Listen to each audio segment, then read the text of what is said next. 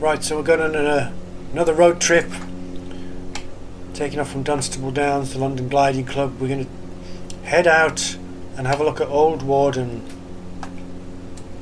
Aerodrome in Bedfordshire, which is, as you may know, the home of the Shuttleworth collection, amazing collection of vintage military and civilian aircraft. So we're just going to curve around the top of Dunstable and Houghton Regis. Going to head out to the east, pick up the A6 initially as our guide, and see what we can see. So initially we're going to be tracking along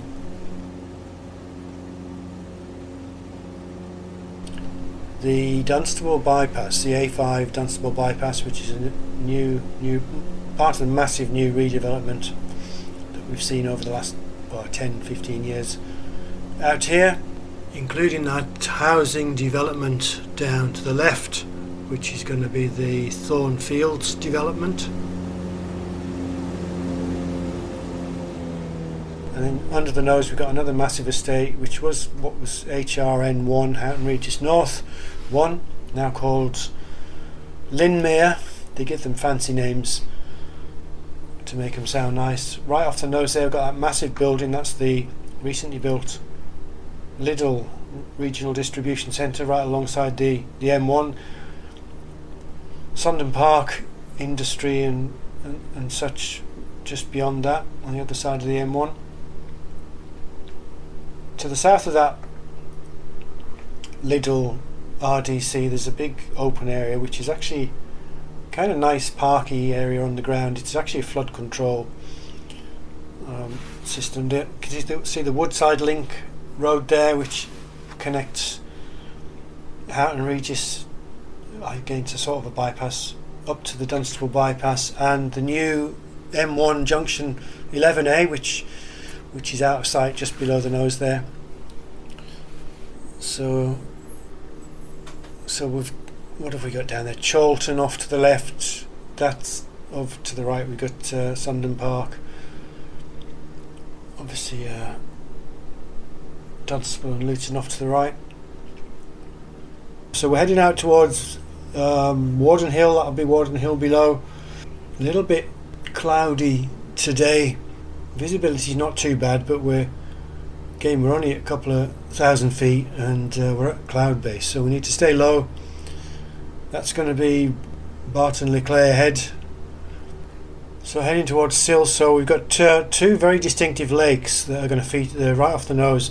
They're going to feature in our navigation here, such as it is. That's Clop Hill Lakes. There's actually a nature reserve just opened called Clop Hill Lakes in that, from that view just to the right of those lakes. But those are going to be a very distinctive landmark.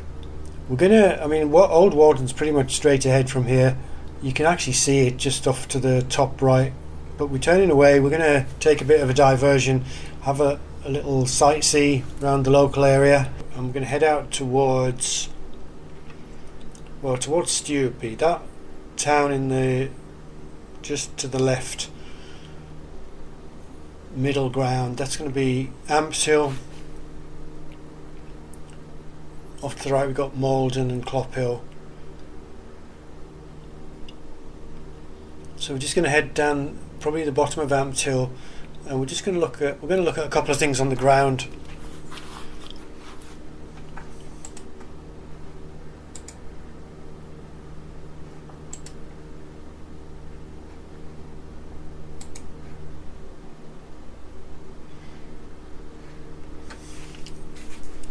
So clear view there of those lakes at Clop Hill, and we've got lakes out there at Stewardby as well. Ampshill straight ahead. So we're heading for directly off the nose now, that kind of squarish lake. That's Stewardby Lake. We're just going to make a bit of space, turn away from that for a minute, because there's a couple of things that we want to see this side of that. So that's Flitwick to the left, Ampshill to the right. We're going to split the difference there. We're heading directly towards that patch of wooded ground there. That's going to be Centre Parks at Woburn, and you can see some of that from the air. It's not a lot to see, but there's some couple of buildings in there. Now that massive round circular feature to the right, that's the Millbrook vehicle test track or tracks, and so a number of different kinds of I don't really know what goes on there, but they've got a number of different, it's all private roads but hills and curves and all sorts of different test facilities. A lot of other industry connected to the automotive testing business as well. So that's ahead, very distinctive landmark.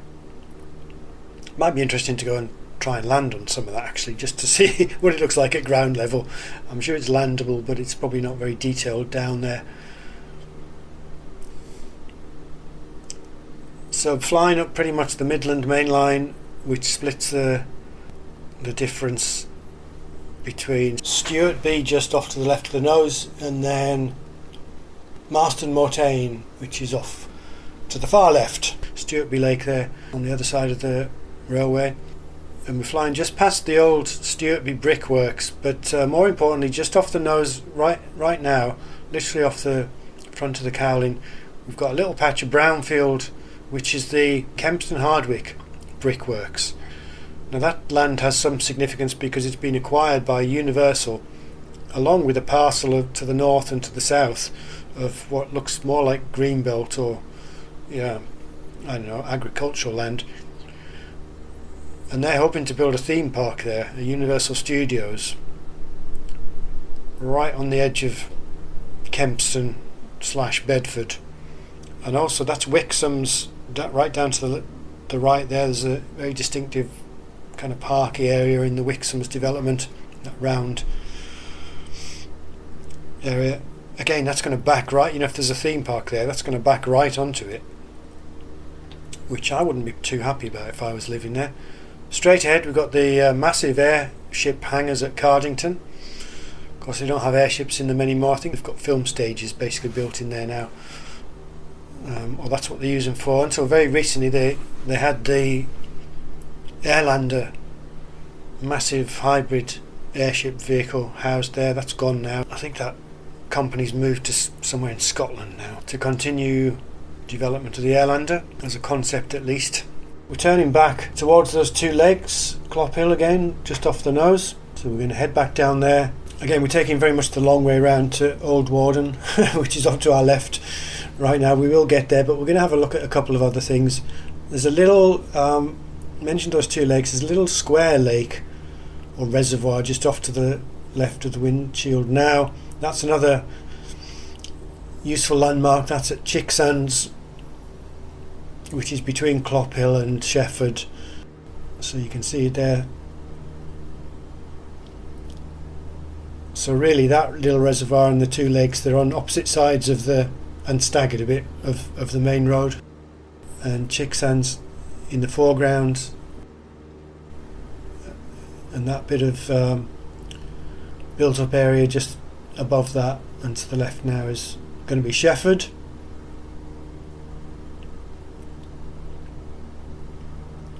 Bit of a golf course off to the left of the nose as well. That's a bit of a landmark. It's very dry and brown looking. I'm not sure that's accurate. We're heading down here because there's an airfield down here. I didn't know until recently that there was actually an airfield here. I used to cycle past, I would cycle through from Clop Hill to, round the back of Chicksands and then Gravenhurst, Silsoe, and I would always see this windsock and kind of suspected there was an airfield there. I mean, to cut a long story short, it's Meppershall. There is a private airstrip there, fairly sizable, and it's the home of, there's some aviation maintenance facility there. So I was interested to go down and have a look at it in FS 2024. So that's where we're headed now. Other thing that we should see just about now is the old RAF Henlow, which is, it is visible from here, but again it's kind of brown. Just at the top left of the windscreen there, you might notice some kind of line features. There's a traditional kind of like A-frame layout of turf runways. So that's Henlow. We'll get a little glimpse of that on the way past as well. That Meppershall airfield is right off the nose now. Again, because it's not modelled specifically in Flight Sim, it's kind of hard to see. We're really just seeing the artifact of the turf runways on the photo terrain, but there it is. Two runways. We've got 0624 and then we've got a north-south kind of runway. You can just see a couple of aircraft on the ground. Unfortunately, they're not modelled. They're just sort of baked into the terrain imagery. So I did try and land there. It's not even really landable. It's extremely bumpy. It's visibly bumpy. It's not just, you know, grass. So not a viable landing strip. Henlow right ahead. We're going to go over it. Same deal. Unfortunately, although this is a sizable RAF base that used to have in living memory air cadet gliding activity out of here. I understand that closed to flying operations in 2020 and is due to be, I think it's been sold. The base is going to close completely next year, 2026. But you can see again on the ground, we've actually, yeah, it's not too bad as a default airstrip. I think we do have a control tower down there. Those buildings are fairly generic, but you can see the runways and you can see the X's, which, you know, denotes that the runways are closed. So a couple of disappointments there in terms of finding those airstrips. So we're going to head out a little bit. There's a bit of a wind farm off the nose there. Presumably that's authentic. I haven't seen that. A lot of wind farm activity springing up in this area. So once again, Old Warden's going to be off to the left, but we're going to head out to the A1 and follow that up a little way. Just have a look, a little bit more exploration of the local area, see what we can see. So that's going to be the East Coast Main Line Railway, I guess, just below us, that very straight line feature. A couple of trees there look like they're actually on the track, which is not not great. There's just sneaking into view out the left window was Old Warden. We're quite close now, but we still, you know, we're going to postpone that. We'll get there eventually. So that's going to be Biggleswade ahead. The A1 is looping around the bottom of Biggleswade. The weather's okay today. I mean, it's kind of nice visually with those cloud shadows. Remember when we didn't have cloud shadows? You know, that was a big deal. P3D, I think, introduced cloud shadows after a few false starts, but it was nothing like what we have in FS20 and 2024.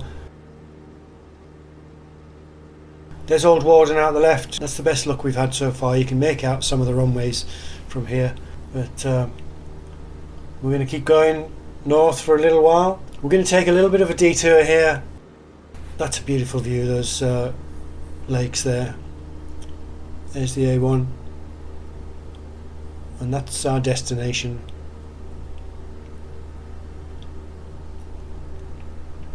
We've got a wind turbine off to the right. We've got something else off to the right, which we're going to take a little side trip to have a look at.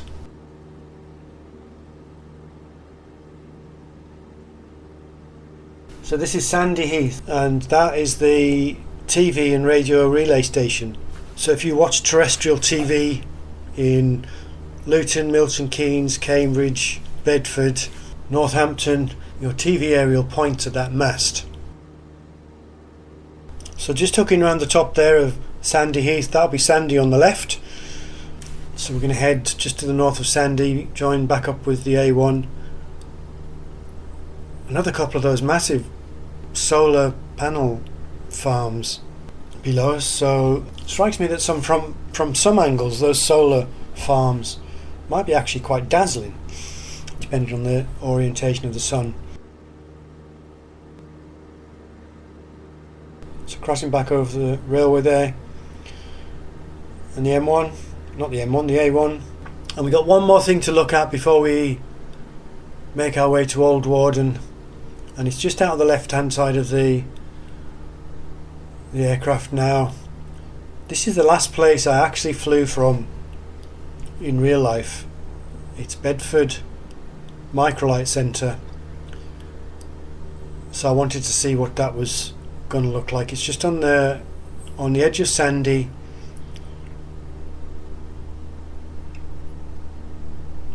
and it's kind of an interesting little place, but disappointing at ground level. It's just there at the bottom of that little stripe of water. You can see some hangars, and you can just make out some turf strips, but again it's just the photo terrain. It's not modelled at ground level. You can land there, but it's kind of dull, and there's not even any visible aircraft even in the photo terrain. So that's disappointing, but it was a nice idiosyncratic little fiddly diddly strip to fly out of. I flew out of there in a thruster microlight. So, and that was a few years ago now. So straight ahead, Old Warden Aerodrome. We're going to go down to the other end and fly the approach. This is basically almost the north-south runway, 0220. Just looking out to the right, there's those sheds again over at Cardington. But there's Old Warden, very nice from the air. It's modelled the whole of, the aerodrome is on the grounds of Shuttleworth House, Shuttleworth College, a whole bunch of things, and of course the Shuttleworth collection. Got a few of the aircraft modelled from the Shuttleworth collection route. They're standing out there as static aircraft. We'll get a closer look at those as we come down. We shouldn't have too much wind here today, so hopefully this is going to be a straightforward approach. It's a kind of a long runway for an aircraft this size. The part of the runway that's towards us, for a long time I think that was out of use, and then I think it's when they started flying the DH-88 Comet again, they added back in this extension, but I think it's only for taking off. It's marked up, I think, as a displaced threshold, so we're not supposed to land on it. So we'll land very long, is what I'm saying. So that's this part here. I mean, the strip is intersected by a road, I think, right about here. Or maybe it's not paved road, but so there's the collection, or the airfield infrastructure, if you like, off to the left. Very familiar if you've been to Old Warden in real life. That little aircraft just disappeared there. That was interesting. So some of these are Shuttleworth collection aircraft. Sopwith Pup there, an Avro 504. We've got a Chipmunk there. That's strictly speaking, I'm not seeing the Shuttleworth Chipmunk in those colours, but the DH-88 Comet Racer, of course, absolutely iconic aircraft, and that's the original. It's not a replica. Blériot 11 there. That wouldn't be standing outside. That's the only thing to say about this scene. They have that aircraft in the collection. It is an original Blériot 11. I think it's the oldest Blériot 11 flying in the world. It's literally from 1909, so that's practically the Big Bang of aviation.